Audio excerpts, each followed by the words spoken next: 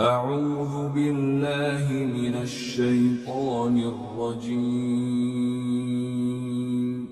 بسم الله الرحمن الرحيم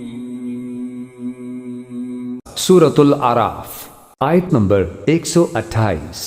قال موسى لقومه استعينوا بالله واصبروا إن الأرض لله يورثها من يشاء من عباده والعاقبة للمتقين. ترجمہ: موسیٰ نے اپنی قوم سے کہا، اللہ سے مدد مانگو اور صبر سے کام لو، یقین رکھو کہ زمین اللہ کی ہے، وہ اپنے بندوں میں سے جسے چاہتا ہے اس کا وارث بنا دیتا ہے، اور آخری انجام پرہیزگاروں ہی کے حق میں ہوتا ہے. تفسیر: قال موسیٰ لقوم استعینوا باللہ واصبروا. حضرت موسیٰ نے کہا اپنی قوم سے جو بھی ان پر ایمان لے آئے تھے، اب صبر کرو اور اللہ سے مدد چاہو. ان الارض للہ، زمین اللہ کی ہے. یورثھا من یشاء، وہ جس کو چاہتا ہے اس کا وارث بنا دیتا ہے، من عبادہ، اپنے بندوں میں سے. والعاقبۃ للمتقین، لیکن یہ کہ عاقبت جو ہے، آخرت ظاہر بات ہے کہ تقوی والوں کے لیے. یہاں تمہیں تکلیفیں آ رہی ہیں، پہلے بھی آئی تھیں اور بھی تمہارے لیے آزمائشیں تھیں، اور اب پھر آ گئی یہ بہت بڑی آزمائش.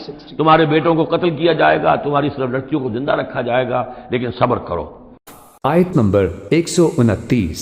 قالوا أوذينا من قبل أن تأتينا ومن بعد ما جئتنا قال عسى ربكم أن يهلك عدوكم ويستخلفكم في الأرض فينظر كيف تعملون. ترجمہ: انہوں نے کہا کہ ہمیں تو آپ کے آنے سے پہلے بھی ستایا گیا تھا اور آپ کے آنے کے بعد بھی ستایا جا رہا ہے. موسیٰ نے کہا، امید رکھو کہ اللہ تمہارے دشمن کو ہلاک کر دے گا اور تمہیں زمین میں اس کا جانشین بنا دے گا، پھر دیکھے گا کہ تم کیسا کام کرتے ہو. تفسیر: قالوا اوذینا من قبل ان تاتینا ومن بعد ما جئتنا. وہ بڑی بے بسی کے عالم میں کہتے ہیں، موسیٰ ہمیں تو ایذا پہنچی تمہارے آنے سے قبل بھی اور تمہارے آنے کے بعد بھی. ہمارے حالات کے اندر کوئی تبدیلی نہ ہو پائی، ہمارے ساتھ وہی سختیاں جو پہلے ہو رہی تھی آج بھی ہو رہی ہیں. قال عسى ربكم ان يهلك عدوكم.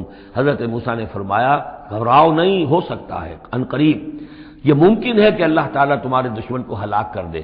وَيَسْتَخْلِفَكُمْ فِي الْأَرْضِ، اور پھر تمہیں جانشین بنا دے زمین میں، خلافت عطا کرے، قوت عطا کرے، حکومت عطا کرے. فَيَنْظُرَ كَيْفَ تَعْمَلُونَ، اور پھر دیکھے کہ تم کیا کرتے ہو. آیت نمبر 130.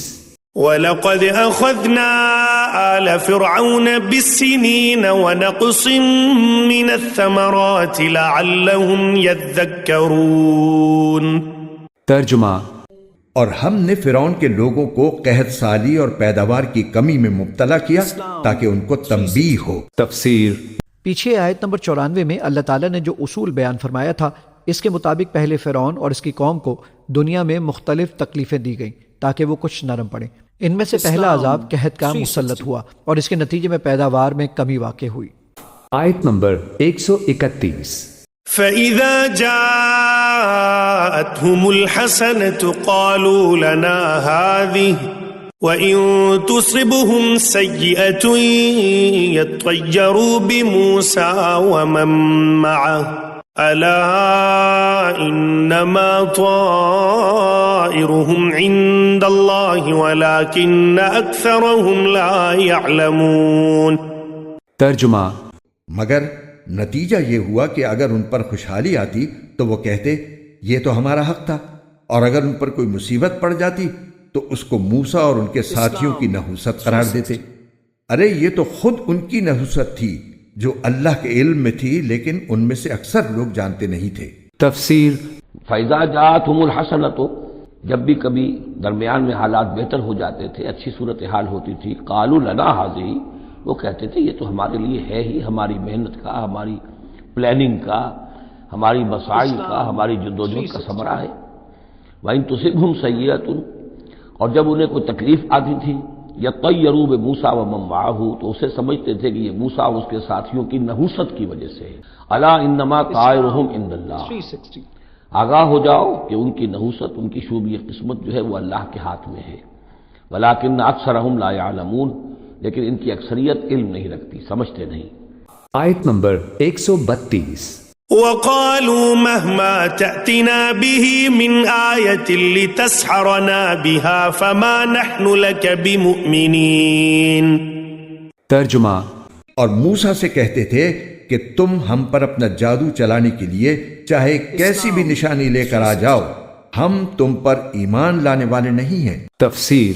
یہ انتہائی ہٹ دھرمی و سخن پروری تھی کہ فرعون کے اہل دربار اس چیز کو بھی جادو قرار دے رہے تھے جس کے متعلق وہ خود بھی بالیقین جانتے تھے کہ وہ جادو کا نتیجہ نہیں ہو سکتی۔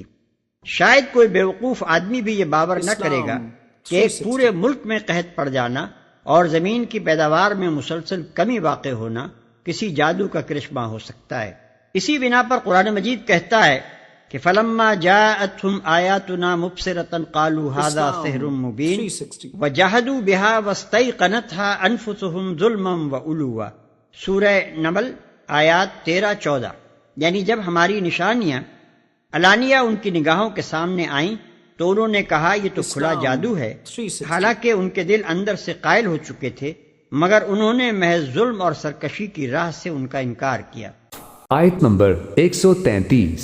فأرسلنا عليهم الطوفان والجراد والقمل والضفادع والدم آيات مفصلات فاستكبروا وكانوا قوما مجرمين۔ ترجمہ، چنانچہ ہم نے ان پر طوفان، ٹڈیوں، گھن کے کیڑوں، میڈکوں اور خون کی بلائیں چھوڑی جو سب علیحدہ علیحدہ نشانیاں تھیں، پھر بھی انہوں نے تکبر کا مظاہرہ کیا اور وہ بڑے مجرم لوگ تھے۔ تفسیر۔ یہ مختلف قسم کے عذاب تھے جو یکے بعد دیگرے فرعون کی قوم پر مسلط ہوتے رہے۔ پہلے طوفان آیا جس میں ان کی کھیتیاں بہہ گئیں۔ اس کے بعد جب انہوں نے ایمان لانے کا وعدہ کر کے حضرت موسیٰ علیہ السلام سے دعا کروائی اور کھیت بحال ہوئے اور پھر بھی وہ ایمان نہ لائے تو ٹڈی دل نے کھیتوں کو برباد کر ڈالا۔ پھر وہی وعدے کیے اور یہ بلا دور ہوئی اور خوشحالی آنے لگی تو یہ پھر مطمئن ہو کر بیٹھ گئے اور ایمان نہ لائے تو ان کی پیداوار کو گھن لگا دیا گیا۔ پھر وہی ساری داستان دہرائی گئی اور یہ پھر بھی نہ مانے تو مینڈکوں کی اتنی کثرت ہو گئی کہ وہ کھانے کے برتنوں میں نمودار ہوتے اور سارے کھانے کو خراب کر دیتے۔ دوسری طرف پینے کے پانی میں ہر جگہ خون نکلنے لگا اور پانی پینا دوبھر ہو گیا۔ آیت نمبر 134۔ ولما وقع عليهم الرجز قالوا يا موسى ادع لنا ربك بما عهد عندك لئن كشفت عنا الرجز لنؤمنن لك ولنرسلن معك بني إسرائيل۔ ترجمہ، اور جب ان پر عذاب آ پڑتا تو وہ کہتے اے موسیٰ تمہارے پاس اللہ کا جو عہد ہے اس کا واسطہ دے کر ہمارے لیے اپنے رب سے دعا کرو کہ یہ عذاب ہم سے دور ہو جائے، اور اگر واقعی تم نے ہم پر سے یہ عذاب ہٹا دیا تو ہم تمہاری بات مان لیں گے اور بنی اسرائیل کو ضرور تمہارے ساتھ بھیج دیں گے۔ تفسیر۔ ولما وقع علیہم الرجس، اور جب ان پر وہ مصیبت آ جاتی تھی، یعنی یہ کہ ہوتے ہوتے اب ان کی جو اکڑ خونی ہے اس میں کم سے کم یہ کمزوری واقع ہو گئی، یہ نرمی واقع ہو گئی جو آگے آ رہی ہے۔ ولما وقع علیہم الرجس، جب ان پر وہ عذاب آتا تھا، قالوا یا موسیٰ، تو وہ حضرت موسیٰ سے کہتے تھے ادع لنا ربک بما عہد عندک، اپنے رب کو پکارو، دعا کرو تاکہ وہ ہمیں اس مصیبت سے نجات دے۔ لئن کشفت عنا الرجس، اگر اس نے ہم سے اس عذاب کو ہٹا دیا، کھول دیا، لنؤمنن لک، ہم تمہاری بات مان لیں گے۔ ایمان کے ساتھ جب لام آتا ہے تو اس کے معنی وہ ایمان ایک عقیدے والا ایمان نہیں ہوتا، مان لیں گے، تمہاری بات مان لیں گے۔ وَلَنُرْسِلَنَّ مَعَكَ بنی اسرائیل، اور آپ کے ساتھ ہم بنی اسرائیل کو اس ملک سے جانے دیں گے۔